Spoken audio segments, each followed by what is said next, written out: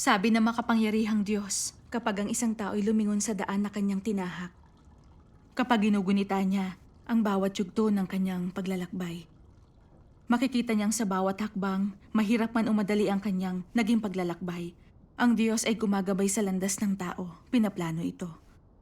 Ang maingat na mga pagsasaayos niya ang kanyang maingat na pagpaplano. Ang umakay sa tao nang hindi niya nalalaman, tungo sa ngayon.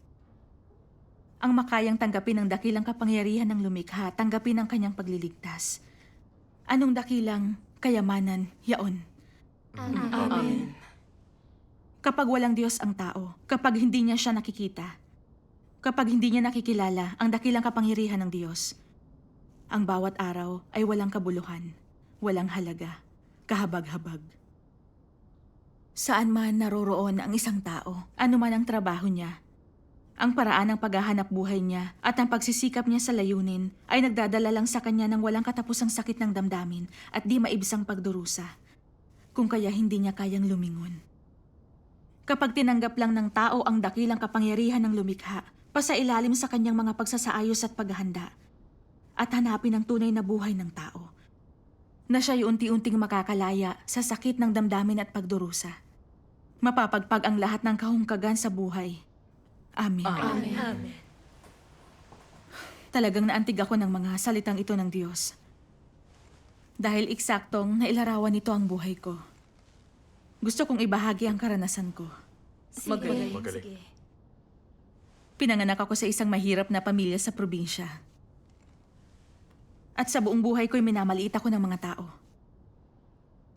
Minsan hindi ko alam kung saan kami kukuha ng pagkain namin. At lagi akong tagasalo ng mga pinaglumaan ng kapatid ko. Kinakain ako ng mga damit sa laki. Pinagtatawanan ako at ayaw ng mga kaklase ko sa akin. Napakasakit ng aking kabataan. Mula noon nagpasya ako. Paglaki ko, talagang kikita ako ng maraming pera. Mamumuhay ako ng marangya at wala nang hahamak sa akin. Dahil walang-wala ang pamilya ko, kinailangan kong tumigil sa pag-aaral ko para magtrabaho sa pabrika. Madalas akong mag-overtime hanggang 10 p.m. para naman kumita ako ng mas malaki. Hanggang narinig kong kayang kitain ni ate ang isang buwan kong sahod sa loob lang ng 5 araw na pagtitinda ng mga gulay. Agad akong nagbitiw sa trabaho ko para lang magtinda ng gulay. Nang mag-asawa ako, nagbukas kami ng asawa ko ng isang restaurant. Inisip kong kikita ako ng mas malaki sa pagpapatakbo nito. At higit sa lahat, makakapamuhay ako ng marangal at marangya, kaya iinggitan na titingalain ng iba. Pero matindi ang kompetisyon sa negosyong yon. At kumuha lang kami ng isang service crew para makatipid kami. Lahat ginawa ko. Tumatakbo ako sa kusina, tapos dun sa kainan. Sa sobrang pagod ko minsan, hindi na ako makatayo. May ilang opisyal ng gobyerno na pumupunta at kumakain pero hindi sila nagbabayad. At nandyan pa ang iba't ibang multa at buwis na kailangang bayaran. Gumagawa sila ng kung ano-anong dahilan para pagmultahin kami at saka kinukuha pa nila ang buong araw naming kita. Talaga namang nagpagalit ito sa akin. Pero wala kang magagawa sa bagay na yan sa China. Ang kailangan mo lang gawin, umiwas sa gulo. Sa kabila ng pagtatrabaho namin ng husto, hindi kami kumikita ng malaki. Nagsimula akong mag-alala nang tumagal-tagal na ang negosyo namin. Kailan ako magkakaroon ng magandang buhay na may maraming pera? Noong 2008, isang kaibigan ang nagsabi sa akin na ang isang araw lang sa Japan ay katumbas ng kikitain mo sa 10 araw na pagtatrabaho sa China. Labis akong natuwa nang marinig ko to. Nakatagpo na ako ng pagkakataong kumita ng pera.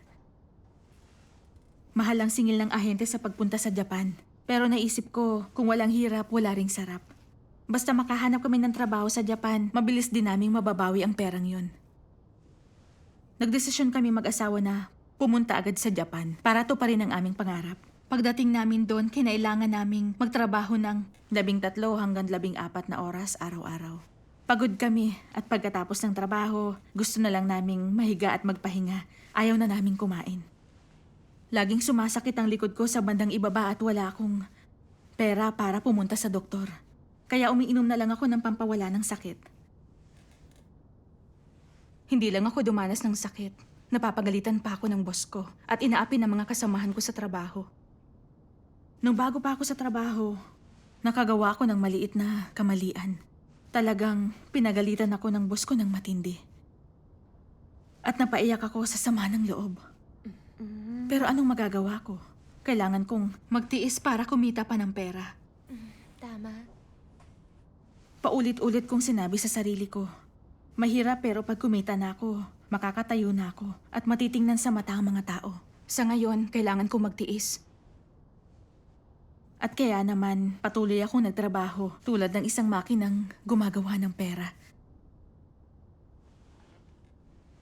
Noong taong 2015, nagkasakit ako dahil sa matinding pagod sa trabaho.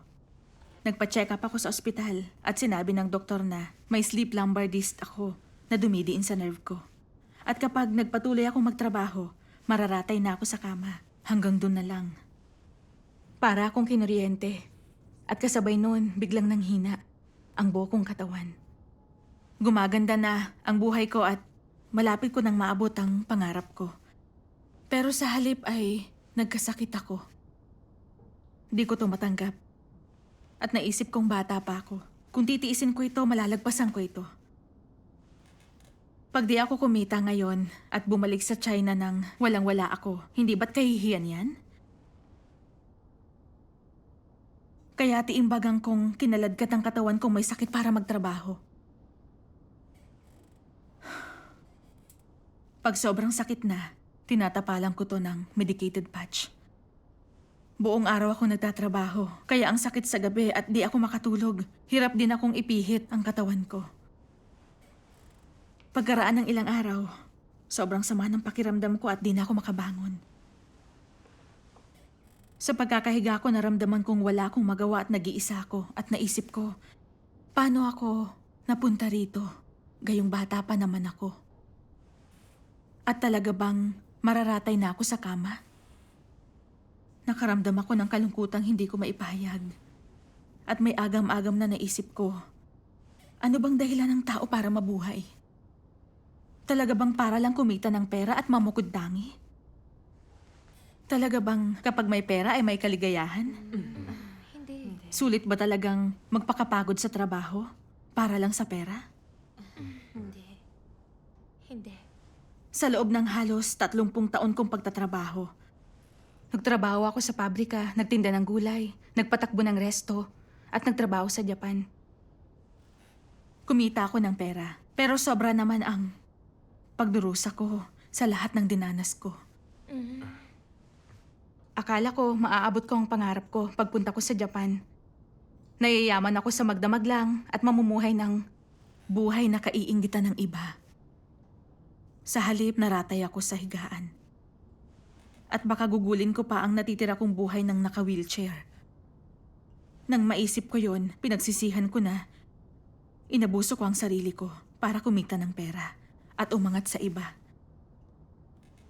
Pakiramdam ko'y api ako, miserable at malungkot. Di ko mapigilang umiyak ng umiyak.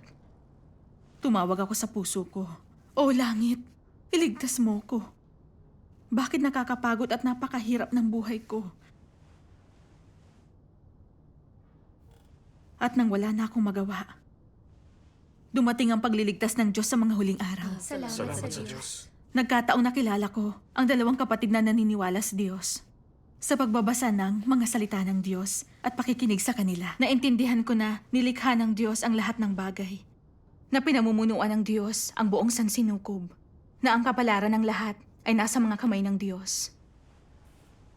Na buong panahon ng ginabayan at inalalayan ng Diyos ang sangkatauhan at lagi niya itong inaalagaan at pinoprotektahan. Pero nalilito pa rin ako sa isang bagay. Kontrolado ng Diyos ang kapalaran nating lahat. At pinangungunahan na niya tayo at pinoprotektahan noon pa. Kaya naman dapat ay masaya tayo. Kaya bakit dumaranas pa rin tayo ng sakit? Bakit napakahirap ng buhay? Saan ba nanggagaling ang lahat ng sakit na to?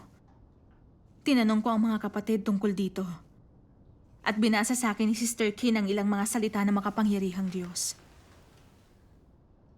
Anong pinagmulan ng paghihirap sa kapanganakan, kamatayan, sakit at pagtanda? Anong dahilan para magkaroon ng tao nito? Wala naman silang ganito noong una silang likhain, hindi ba? Saan kung gayon nagmula ang mga bagay na ito? Umira lang mga ito nung tuksohin ni Satanas ang tao at naging masama ang laman nila. Ang pananakit ng pantaong laman, ang mga hirap at kahungkagan nito, pati ang mga miserableng bagay sa mundo ng tao, ay dumating lang nang nagawa ng tiwali ni Satanas ang sangkatauhan. Matapos niyang gawing tiwali ang tao, sinimulan nitong pahirapan sila. Kaya mas lalo silang naging masama. Ang sakit ng sangkatauhan ay lalo pang lumubha. At ang pagdurusa nila ay lalo pang lumala. Lalo't lalong nadama ng mga tao ang kahungkagahan at trahedya ng mundo ng tao at ang kawalan nila ng kakayahang patuloy na mabuhay roon at mas lalong nabawasan ang kanilang pag-asa para sa mundo. Sa gayon ang pagdurusang ito'y ibinagsak ni Satanas sa mga tao. At binanggit niya ang pagbabahaging ito. Nang nilikha ng Diyos ang tao, sinamaan sila ng Diyos at sila rin ay inalagaan at saka pinaprotektahan ng Diyos. Nooy walang kapanganakan, pagtanda, sakit o kamatayan. Nabuhay silang walang inaalala sa halamanan ng Eden. Tinatamasa ang lahat ng pwedeng matamasa galing sa Diyos. Nabuhay silang masaya at maligay sa patnubay ng Diyos. Ngunit ang tao ay nalinlang at ginawang tiwali ni Satanas. Naniwala sila sa kanya, nagkasal at nagtaksil sa Diyos, at nawala ng pangangalag at proteksyon ng Diyos. Simula noon ay nabuhay tayong sakop ni Satanas at nahulog sa kadiliman. Nabuhay tayo sa hirap, sakit at kalungkutan. Libu-libong taon nang patuloy na ginagamit ni Satanas ang mga irihi at maling palagay tulad ng ebolusyon, ateismo at materialismo, at mga kawikaan ng mga sikat at dakilang tao upang linlangin at ipahamak tayo. Katulad ng walang Diyos sa mundo. Ang kapalaran ng tao'y nasa kanyang mga kamay. Ang tao'y para sa sarili niya, bahala na ang iba. Maging katangi-tangi at magdala ng karangalan sa mga ninuno mo. At maging ang mamamatay ang tao para sa pera. Pera ang nagpapaikot sa mundo at iba pa. Pagkatanggap ng mga makademonyong maling palagay, itinanggi ng tao ang pag-iral at pamumuno ng Diyos. Lumayo sila at nagtaksil sa Kanya. Ang mga tao ay naging mas mapagmataas at mas palalo na rin. Mas makasarili, tuso at malisyoso. Sila'y nagsasabuatan, nag-aaway at pumapatay alang-alang sa katanyagan, katayuan at kayamanan. Ang mga mag-asawa at magkakaibigan ay naglolokohan at nagtataksil din. Nag-aaway ang mag-ama at naglalaban ng magkapatid. Nawala na sa atin ang wastong pagkatao. At nabubuhay tayong parang hayop. Marami na pahamak na tao, ang mga maling palagay ni Satanas. Akala nila'y kaya nilang kontrolin o baguhin ito. Kaya kinakalaban nilang kapalaran nila. Buong buhay sila nakikipaglaban. At hindi lang sila nabibigong baguhin ang kapalaran nila. Sinisira pa nila ang kanilang sarili. Ang sangkatauhan ay inalinlang at ginawang tiwali ni Satanas. Nagpapagod tayo, pinahihirapan sa katawan at isip. Lahat ng uri ng mga sakit at pagdurusa ay dumarami. Ang mga ito'y nagpaparamdam na ang buhay ng tao'y napakahirap at nakakapagod. Ang mga ito'y dumating nang gawin tayong tiwali ni Satanas. Si Satanas ang nagpapahamak sa atin. At ito rin ang mapait na bunga ng pagtatwa at pagtataksil ng sangkatauhan sa Diyos. Oo. Ipinakita sa akin ng pagbabahagi ni Sister Kin na ang sakit ng tao ay nagmulang lahat kay Satanas. Nang gawin niya tayong tiwali na wala sa atin ang proteksyon ng Diyos at nagdulot ng karamdaman at sakit. Pagkatapos sinabi ito ni Sister, hindi matiis ng Diyos na makitang pinaglalaroan ni Satanas ang sangkatauhan. 2 beses siyang nagkatawang tao upang tubusin at maligtas tayo. Nung una, nagkatawang tao siya bilang ang Panginoong Hesus na ipinako sa krus bilang handog para sa kasalanan, upang tubusin tayo mula sa kasalanan. Sa pananampalataya sa Kanya, pinatawad ang kasalanan natin, ngunit nananatili ang ating makasalanang kalikasan, at hindi pa rin tayo ganap na walang kasalanan. Totoo yan. Ang Diyos ay muling nagkatawang tao sa kalipunan ng tao sa mga huling araw, upang ipahayag ang katotohanan, humatol at maglinis. Upang tayo'y ganap na mailigtas kay Satanas, itakwil ang kasalanan at maging malinis, hanggang maihatid tayo sa kaharian ng Diyos. Amen. Amen. Sa pagbabasa ng mga salita ng Diyos, mauunawaan natin ang katotohanan. At kung paano tayo ginagawang tiwali ni Satanas at mahihiwatigan natin ang napakasamang diwa nito. Matatanggihan na natin siya at makakawala sa impluensya. Sa gayon, hindi na niya tayo mapaglalaruan. Oo, Tama. Masayang marinig na ang Diyos ay dumating upang iligtas tayo. Hindi ko talaga gusto magpatuloy si Satanas na ipahamak ako. Ngunit hindi ko naunawaan kung paano ako nito ipinapahamak. Kaya tinanong ko ang mga kapatid na babae. Nagpakahirap ako para maging mas mahusay sa iba pero nagdulot ito sa akin ng sakit. Si Satanas ba ang gumawa nito sa akin? Binasa ni Sister Zhang ang ilang sa mga salita ng makapangyarihang Diyos na nauugnay sa tanong ko. Si Satanas ay gumagamit ng napakatusong paraan, nakaayon ng pagkaintindi ng tao, na hindi radikal kung saan ay natatanggap ng tao ng di pansin ang paraan ng pamumuhay at patakaran nito upang mabuhay, at nagtatatag ng mga layunin at kanilang direksyon sa buhay. At sa ganon sila nagkakaroon ng mga ambisyon sa buhay. Gaano man katayog, magmistula ang mga mithiing ito sa buhay. Ang mga ito'y nauugnay sa katanyagan at pakinabang.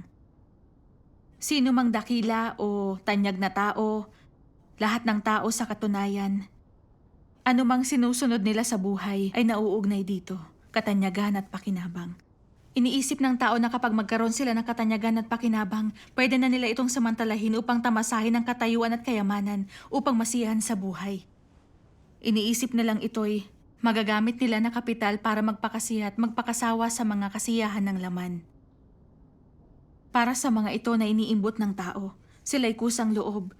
Hindi man namamalayan na ibinibigay ang mga katawan, isip at lahat ng mayroon sila. Ang kinabukasan nila at kanilang mga tadhana kay Satanas. Ginagawa nila ito nang walang pag-aatubili. Mangmang na mabawi ang lahat ng naibigay na nila. Mapapanatili ba nila ang kontrol nila kapag sila'y manganlong kay Satanas? Sa ganitong paraan at maging tapat dito? Tiyak na hindi. Sila'y ganap at lubos na kontrolado ni Satanas. Ganap din silang nalublob sa isang putikan at hindi magawang mapalaya ang kanilang mga sarili. Kapag ang tao'y nasadlak sa katanyagan at pakinabang, hindi na nila hinahanap ang maliwanag kung anong matuwid o ang mga bagay na maganda at mabuti. Ito ay dahil napakalaki ng pangaakit ng katanyagan at pakinabang. Pwede itong hangarin ng tao habang buhay at kahit pa hanggang sa kawalang hanggan. Hindi ba ito totoo? Totoo. Ginagamit ito ni Satanas upang kontrolin ang iniisip ng tao. Hanggang sa ang isipin lang nila ay katanyagan at pakinabang. Nagsusumikap sila para rito, nagtitiis para rito, nagbabata ng kahihiyan para rito. Isinasakripisyo ang lahat para rito. At gagawa sila ng paghatol o pagpapasya para rito. Sa ganitong paraan, iginagapos ni Satanas ang tao gamit ang kadenang hindi nakikita. At wala silang anumang lakas o kaya naman ay tapang para iwaksi man lang ang mga ito. Walang kaalam-alam nilang dinadala ang mga kadenang ito at lumalakad ng may matinding kahirapan. Matapos itong basahin, nagbahagi siya kung paano ginagamit ni Satanas ang katanyagan at pakinabang upang gawin tayong tiwali. Oo. Tama. Doon ko lang napagtantong nakakamuhi si Satanas. Totoo. Ginagamit ni Satanas ang edukasyon at mga impluensya ng lipunan upang itanim sa isip natin ang mga patakaran nito sa buhay. Katulad ng kung walang hirap, wala ring sarap. Kung gusto mong magmukhang marangal sa iba, magdusa kapag nakatalikod sila at pera ang nagpapaikot sa mundo. Dahil nalinlang tayo ng mga patakarang ito, pakiramdam ng tao ay hindi sila mabubuhay kung walang pera. Na pag yumaman sila, titingalain sila at magkakaroon sila ng dangal. At mas mababa ang halaga niya pag mahirap siya. Kaya nagsusumikap sila para sa pera, katanyagan at pakinabang. Tama. At ginagawa ang lahat para makamit ang mga ito kahit ano pa ang maging kahihinat na nito. Nagiging mas tiwali sila at napupuno ng pasakit ang buhay nila. Ito ang kadena ni Satanas na buhat natin. At ito rin ang bitag niya para gawin tayong tiwali. Oo. Sa paghahangad na maging magaling, na kumita ng mas malaki para tingalain ako ng iba. Pagawa lang ng pera ang inatupag ko. Tumindi ang pagnanasa ko, di ako nakontento. At napilitan lang akong tumigil ng bumagsak na ang kalusugan ko dahil sa mga ginawa ko. Naging alipin ako ng pera, katanyagan at pakinabang.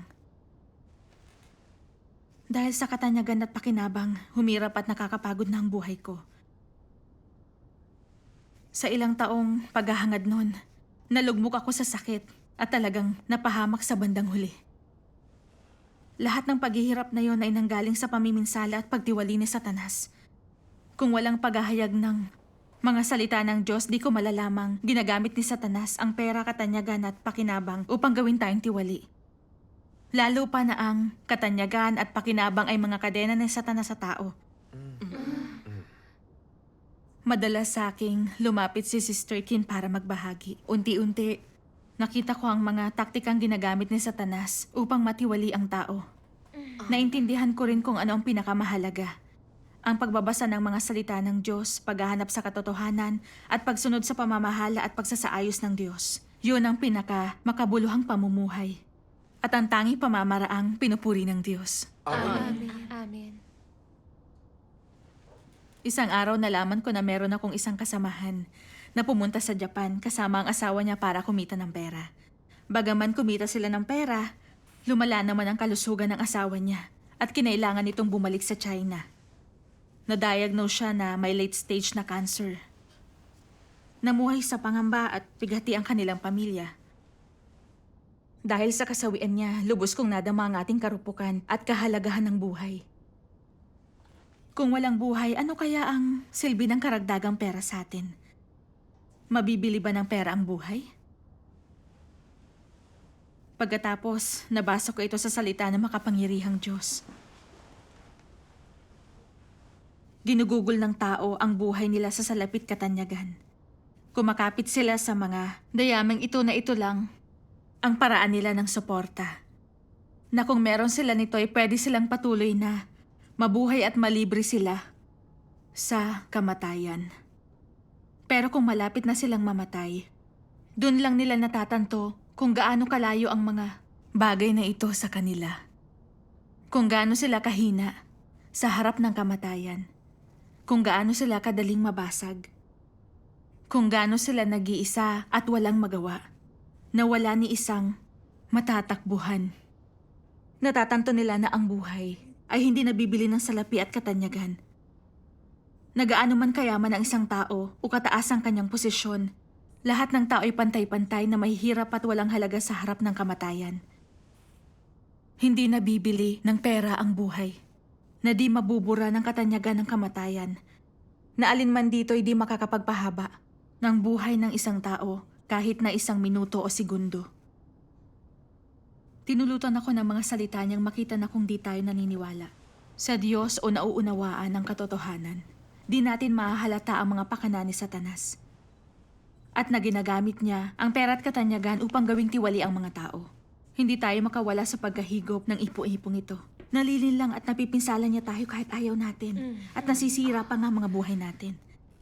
Kalunos-lunos ito. Totoo. Salamat sa pananampalataya ko at pagbabasa ng mga salita ng Diyos. Nauunawaan ko na rin sa wakas ang mga bagay na ito. Kung di ako nanampalataya o nagbasa, hindi ko maiwawaksi ang katiwalian ni Satanas. Makikipagbuno lang ako sa kadiliman at sakit nang walang malalabasan. Habang may sakit ako, maraming beses akong dinalaw ng mga sister mula sa iglesia at tumulong na maibsan ang sakit ko. Ginawa rin nila ang gawaing bahay at binantayan ako, na para bang tunay nila akong kapamilya. Habang ako'y nasa ibang bansa pa noon, sobra akong naantig sa kung paano ako maingat na inalagaan ng mga sister. Higit ako nagpasalamat sa makapangyarihang Diyos. Salamat sa Diyos. Sa pangangalaga at proteksyon ng Diyos, bumuti ang kalagayan ko nang di ko namamalayan. Nabasa ko ito sa mga salita ng makapangyarihang Diyos.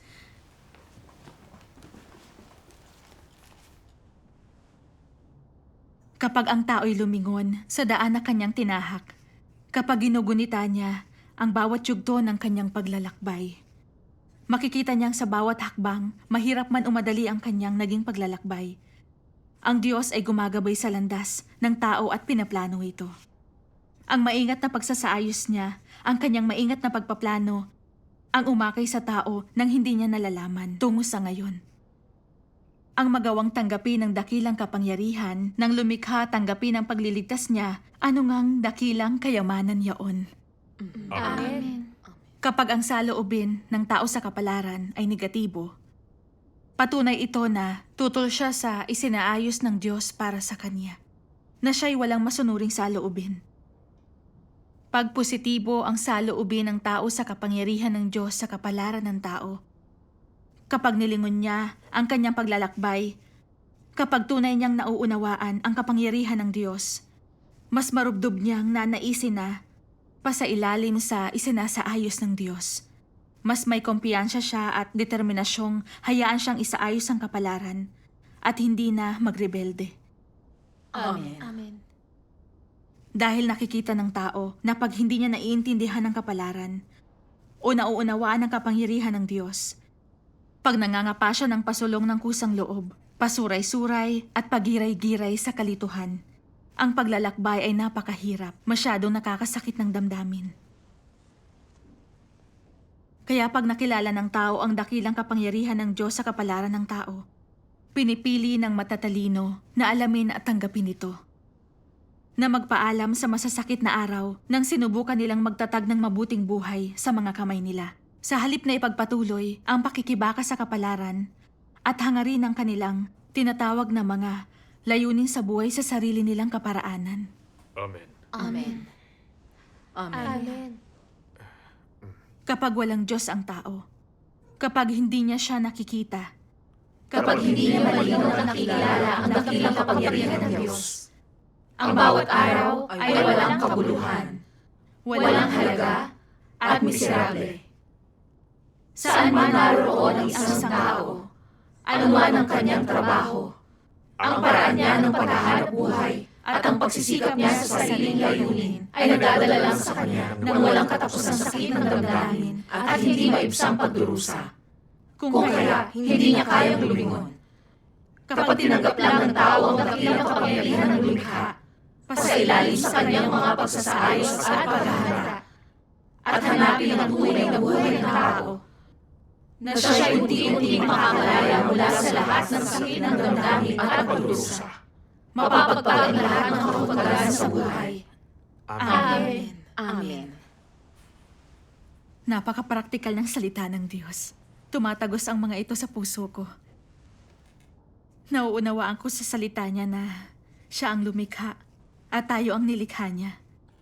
Ang buhay natin ay nasa mga kamay ng Diyos, nasa pamamahal at pagsasaayos niya. Ang lahat ng nakakamta natin ay nasa pamamahala at itinakda niya.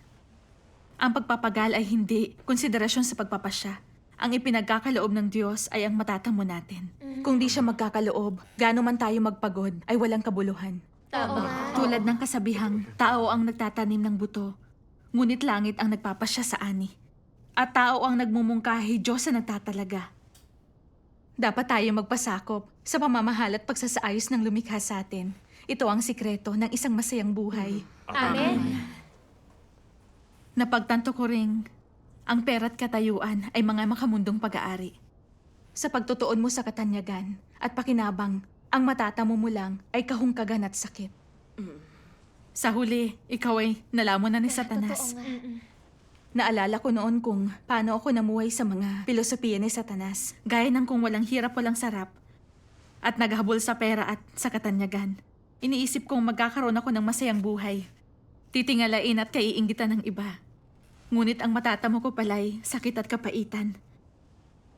Wala akong kapayapaan o kasiyahan. Oo.